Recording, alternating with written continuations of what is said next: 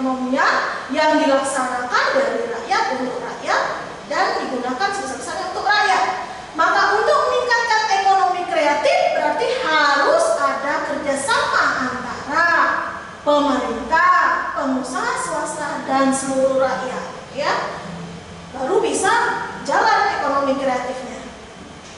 Kalau saya gambarkan di dalam sebuah skema, ya, di sini ada pemerintah, ekonomi kreatif itu dilakukan oleh pemerintah bekerja sama dengan pengusaha swasta, lalu digunakan untuk rakyat. Rakyat juga akan bekerja sama untuk menciptakan ekonomi kreatif.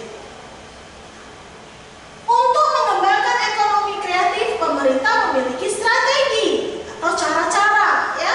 Pertama, satu, dia menyiapkan insentif. Insentif ini apa? Berupa apa? Dana, ya, untuk memacu pertumbuhan industri kreatif berbasis budaya. Insentif tersebut meliputi bisa perlindungan produk budaya, kemudian memperoleh dana pengembangan, fasilitas pemasaran dan promosi hingga pertumbuhan pasar domestik dan internasional. Jadi di sini pemerintah melakukan perlindungan produk budaya, lalu memberikan fasilitas pemasaran dan promosi. Artinya diadakanlah event-event di setiap provinsi, misalkan apa istilahnya, ada Palembang, festival Palembang. Di situ nanti ada budaya-budaya yang dimasukkan, ya. Itu salah satu gerak untuk ekonomi kreatif. Kedua, membuat roadmap industri kreatif yang melibatkan berbagai lembaga pemerintah dan kalangan swasta.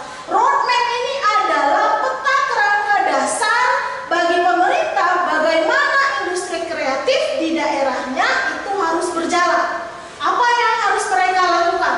Kerjasama dengan siapa? Lembaga pemerintah dengan pihak swasta, ya. Yang ketiga, membuat program komprehensif untuk menggerakkan industri kreatif melalui apa? Pendidikan, pengembangan sumber daya manusia, desain, mutu, dan pengembangan dasar.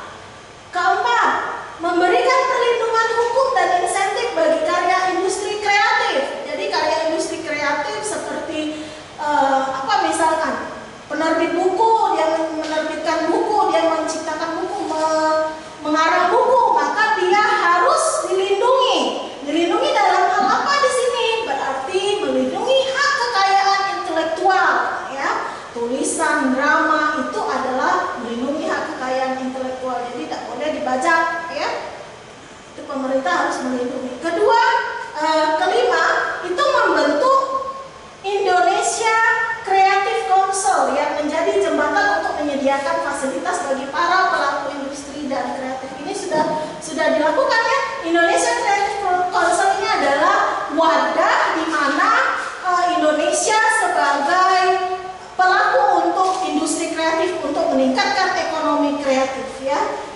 Di setiap provinsi itu sudah ada, ya. Itu saja materi kita hari ini. Ibu rasa kita lanjutkan di minggu depan.